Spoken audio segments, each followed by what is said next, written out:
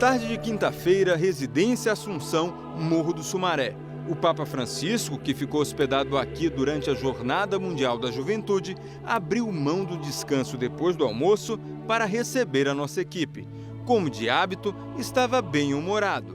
Ao final da entrevista, ganhou uma camisa do Flamengo do Padre Alexandre, escolhido pelo próprio Papa para ser o seu secretário particular no Brasil. Assim, não?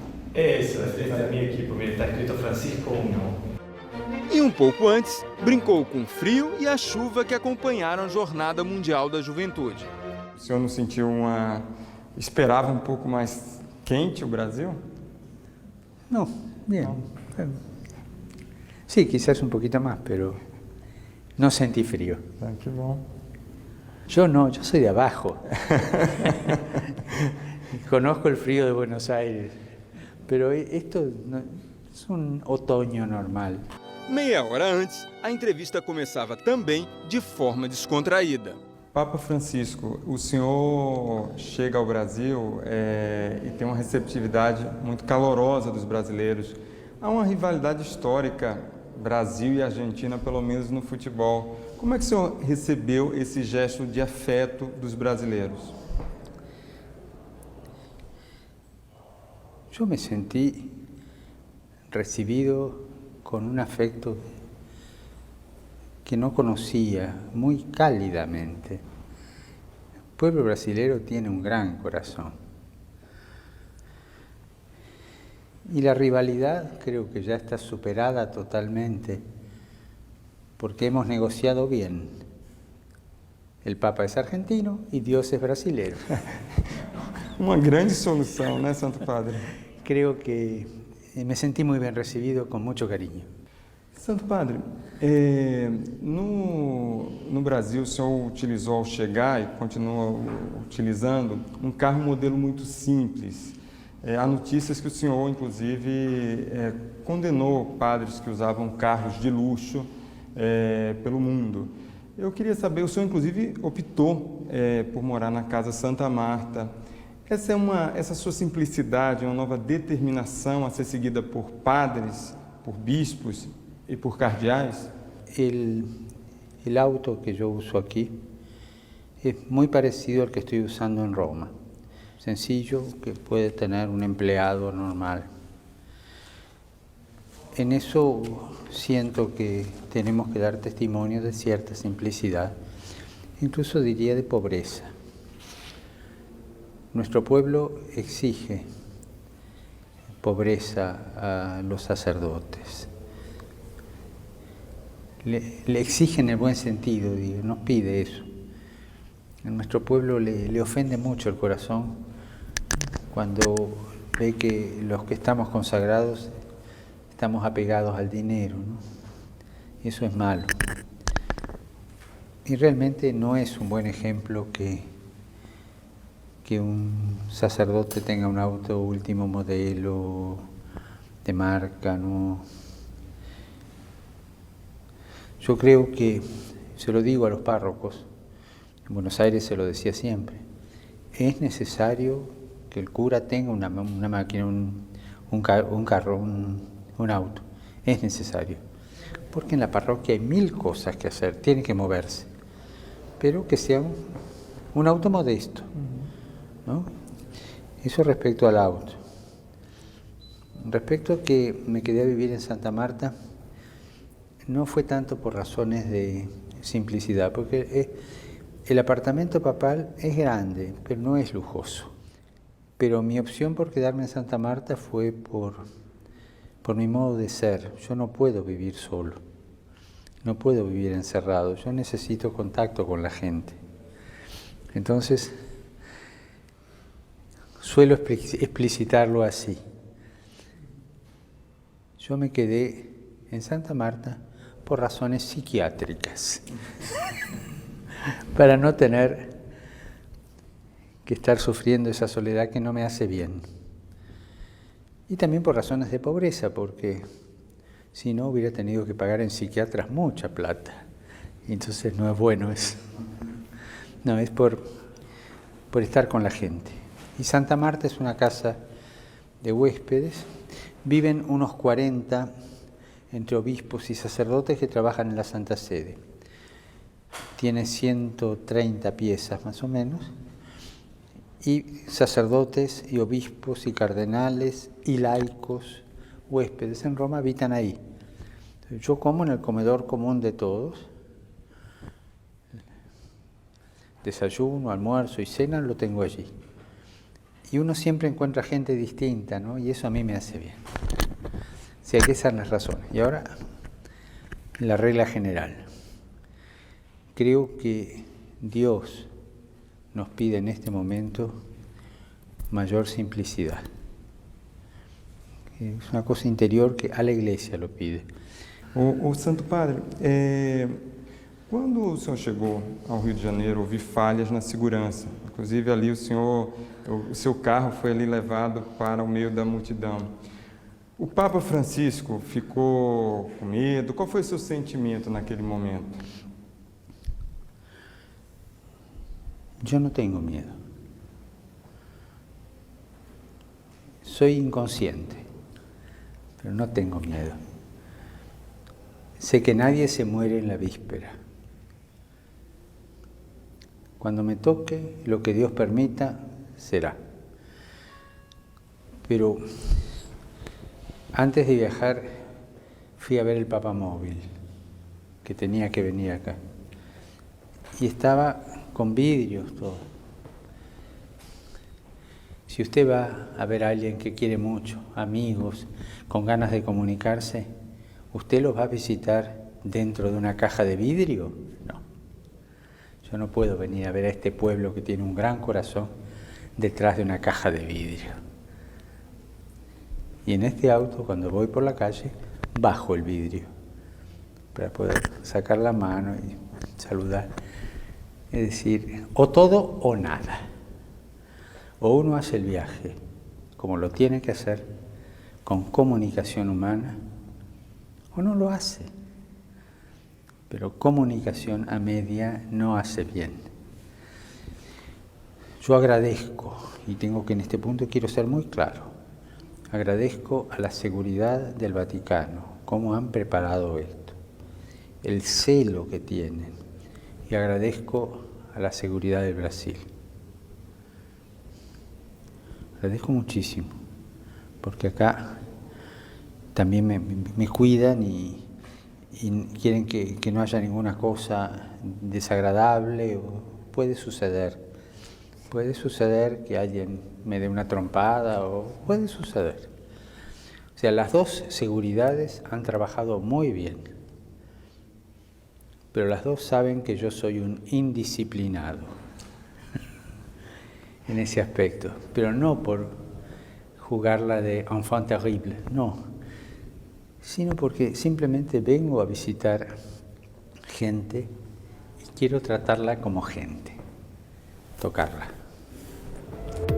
Nas últimas 2 décadas, houve uma redução de quase 20 pontos percentuais do número de católicos no Brasil.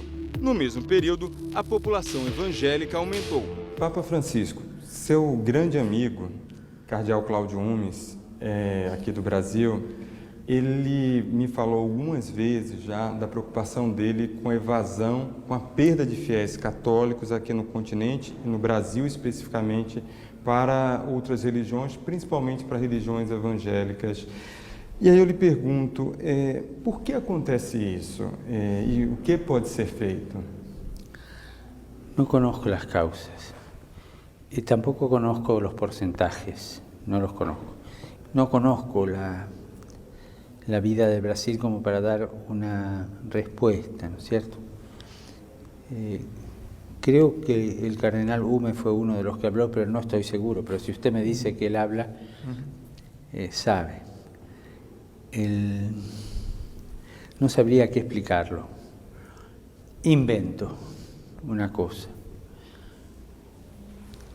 Para mí es fundamental la cercanía de la Iglesia. O sea, la Iglesia es madre. Ni usted ni yo conocemos ninguna mamá por correspondencia. La mamá, cariño, toca, besa, ama. Cuando la Iglesia, ocupada en mil cosas, descuida la cercanía, descuida esto y se comunica solamente con documentos, es como la mamá que se comunica con su hijo por carta. No sé si esto pasó en el Brasil, no sé, pero sé que en algunos lugares de Argentina que conozco sí pasó eso. Y la falta de cercanía de sacerdotes, faltan sacerdotes, entonces se deja un pueblo sin sacerdotes, ¿no? Y entonces la gente busca, tiene necesidad del Evangelio. Me contaba un sacerdote que fue como misionero a una ciudad del sur de Argentina donde hace casi 20 años que no tenían sacerdote. Evidentemente que la gente iba a escuchar al pastor, que necesitaba escuchar la palabra de Dios. Cuando él fue, una señora, una mujer muy culta, le dijo: estoy enojada con la iglesia porque nos abandonó. Yo ahora voy al culto los domingos a escuchar al pastor, que es el que alimentó nuestra fe durante todo este tiempo. O sea, falta de cercanía, ¿no? Y bueno, hablaron de eso, el sacerdote muy bien la escuchó, y cuando ya se iba para saludarla, le dijo: padre, un momento, venga. Y lo llevó hasta un armario. Abrió el armario, tenía la imagen de la Virgen, y le dijo: padre, la tengo escondida para que no la vea el pastor. O sea, esa mujer iba al pastor, respetaba al pastor. El pastor le hablaba de Dios y ella lo aceptaba, porque no tenía suministro ella. Pero las raíces de pertenencia las conservó escondidas en un ropero, pero las tenía. Ese es el fenómeno para mí más serio. Este episodio me demuestra muchas veces el drama de esta fuga, digamos, de este cambio. Falta de cercanía. Yo vuelvo a repetir esta imagen. La madre así tiene al hijo. Lo cuida, lo besa, lo acaricia y lo alimenta. No por correspondencia. O Papa Bento XVI renunciou em fevereiro, no momento em que a Cúria Romana, o organismo que administra a Igreja, era alvo de uma série de escândalos. Lavagem de dinheiro no Banco do Vaticano, o vazamento de documentos sigilosos, conhecido como Vatilix, e no mundo havia também os casos de pedofilia envolvendo muitos países. Assim que assumiu, o Papa Francisco iniciou uma série de mudanças. Criou uma comissão para reformar a Cúria e alterou o Código Penal do Vaticano para punir com mais rigor abusos sexuais contra crianças, crimes financeiros e vazamentos de documentos. Recentemente, depois que o Papa nomeou uma comissão para fiscalizar o Banco do Vaticano, investigações sobre lavagem de dinheiro levaram à prisão Monsenhor Nunzio Scarano, acusado de levar 20 milhões de euros da Suíça para a Itália em jatinho privado. Neste trecho da entrevista, eu pedi que ele falasse especificamente dos escândalos que envolvem a Cúria. Papa Francisco, quando o senhor foi escolhido no conclave, a Cúria Romana, especificamente, era alvo de críticas, inclusive críticas internas de vários cardeais. E o sentimento que eu percebi, pelo menos dos cardeais com quem eu conversei, era um sentimento de mudança. Esse sentimento está correto? Usted lo nombró hace un rato, esto, entre paréntesis. Cuando yo fui elegido tenía al lado a mi amigo, el cardenal Gómez, porque en orden de decanancia, pues estamos uno detrás del otro, ¿no? Y fue el que me dijo esa frase que me hizo tanto bien: no te olvides de los pobres. Qué lindo. En la Curia Romana, bueno, a la Curia Romana siempre se la criticó, más o menos. Se presta a críticas y como tiene que resolver muchas cosas, algunas cosas gustan, otras no gustan, algunos trámites están bien encausados, otros están mal enfocados, mal encausados, como en toda organización. Yo le diría esto: en la Curia Romana hay muchos santos, cardenales santos, obispos santos, sacerdotes, religiosas, laicos santos, gente de Dios que ama a la Iglesia. Pero eso no se ve. Hace más ruido un árbol que cae que no un bosque que crece. Se escucha el ruido de los escándalos. Ahora estamos con un escándalo de transferencia de $10 millones o 20 millones, no sé, de un monseñor de ahí. Bonito favor le hace a la Iglesia a este señor, ¿no? Pero hay que reconocerlo, este señor obró mal y la Iglesia tiene que darle la sanción que merece, obró mal. O sea, hay casos de ese tipo. En el momento del conclave, antes están los que se llaman congregaciones generales y hemos tenido una semana de reuniones, los cardenales. Y ahí se hablaba claramente de los problemas, todo, ahí se habla de todo. Porque estábamos nosotros solos y para ver cómo está la realidad y hacer el perfil del próximo Papa. Y ahí salieron problemas serios, derivados en parte de los que ustedes conocen, de los Batilix y todas esas cosas, ¿no? Había problemas de escándalo allí, ¿no? Pero los santos seguían estando, ¿no? Esos hombres que dieron su vida y la dan por la Iglesia de manera silenciosa y con celo apostólico. También se habló de ciertas reformas funcionales que había que hacer. Eso es verdad. Y se pidió al nuevo Papa que tratara de hacer una comisión outsider para estudiar los problemas de reorganización de la curia romana. Al mes de mi elección, yo nombré esa comisión de 8 cardenales, 1 de cada continente. En América, 2. Uno de América del Norte y otro de América del Sur, con un coordinador que también es latinoamericano y un secretario que es italiano. Y ya han llegado muchos documentos que esta comisión, que los miembros de esta comisión han obtenido y que nos los pasamos entre nosotros. Tendremos la primera reunión oficial 1, 2 y 3 de octubre. Y ahí se verán algunas pautas.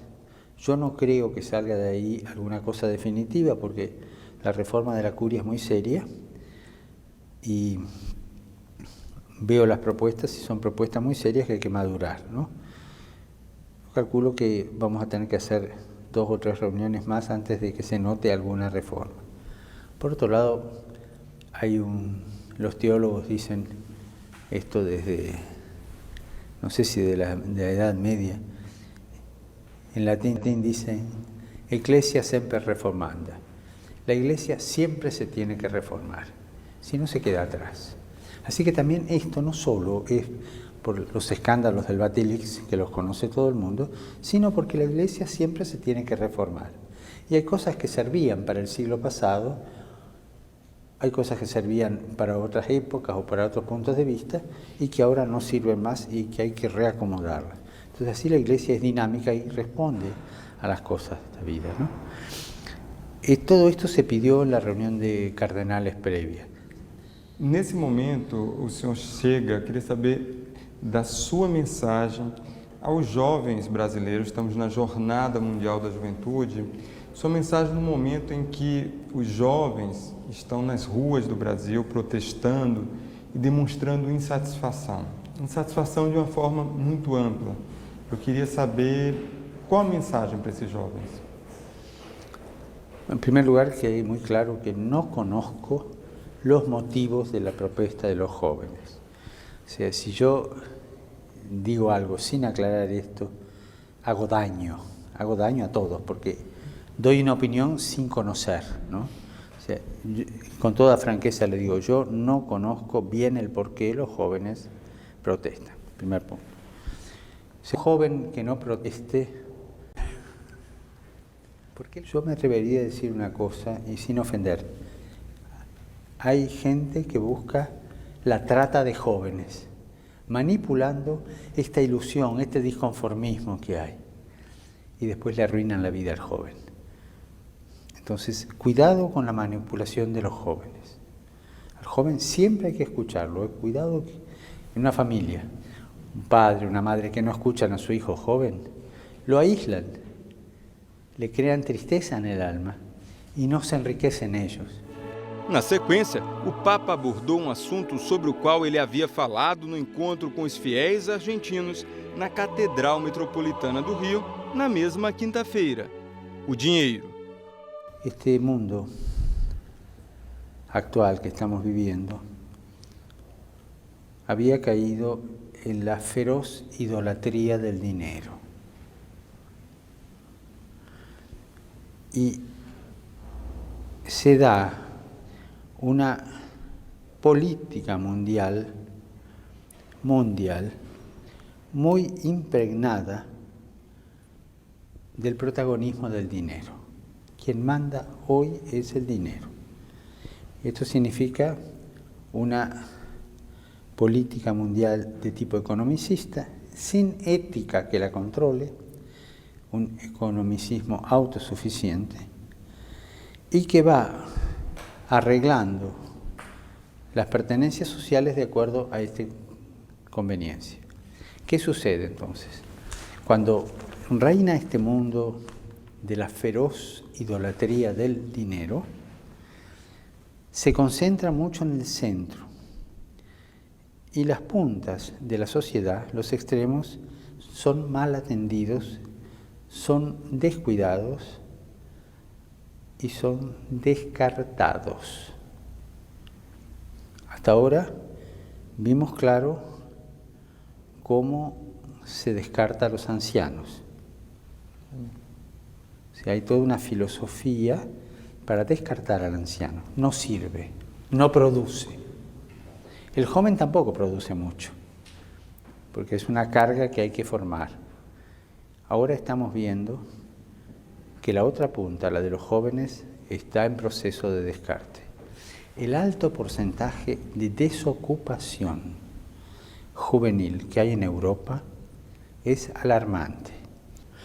Nos encontramos a un fenómeno de jóvenes descartados. Entonces, para sostener este modelo político mundial, descartamos los extremos.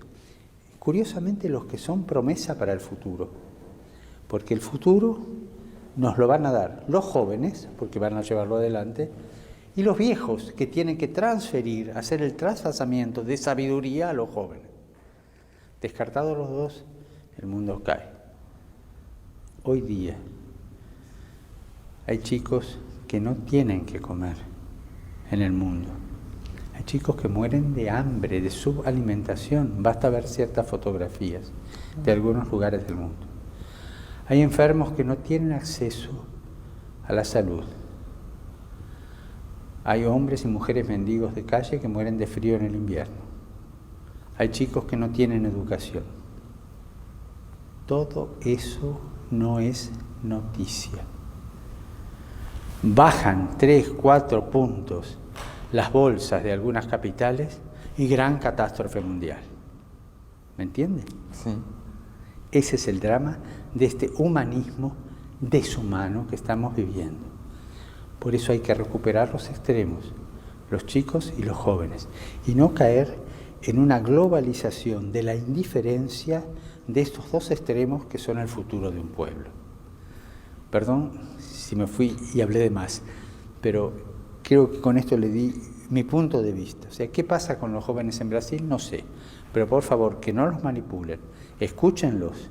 Y acá hay un fenómeno mundial mucho más allá del Brasil.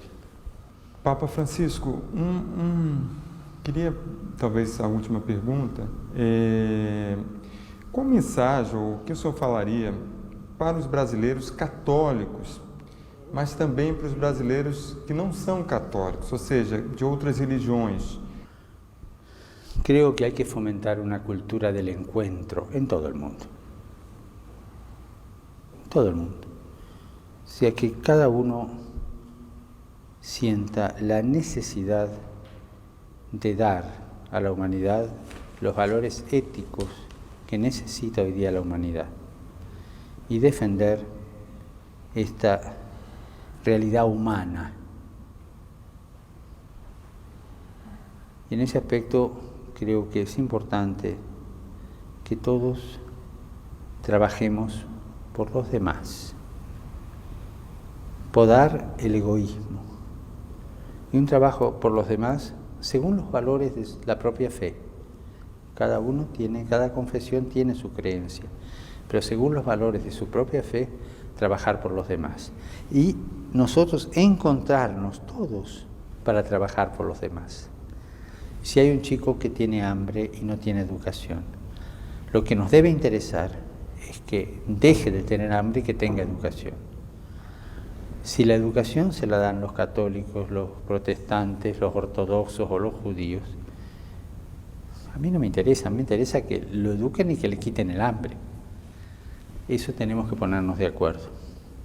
Hoy día la urgencia es tal que no podemos pelearnos entre nosotros a costilla de los demás. Primero trabajar por el prójimo. Después hablar entre nosotros con mucha altura, dando razón de nuestra fe cada uno, buscando entendernos, ¿cierto? Pero sobre todo hoy día urge la proximidad, la salida de sí mismo para solucionar los tremendos problemas mundiales que hay. Creo que las religiones, las diversas confesiones, me gusta hablar más bien de diversas confesiones, no pueden irse a dormir tranquilas mientras haya un solo chico que muera de hambre, un solo chico sin educación, un solo joven o anciano sin servicio de salud. Pero el trabajo de las religiones, de las confesiones, no es beneficencia, es verdad. Pero al menos en nuestra fe católica y en nuestra fe cristiana vamos a ser juzgados por estas obras de misericordia. Muito obrigado, Papa Francisco. Muito obrigado pela Yo le agradezco a usted entrevista. la amabilidad que tiene.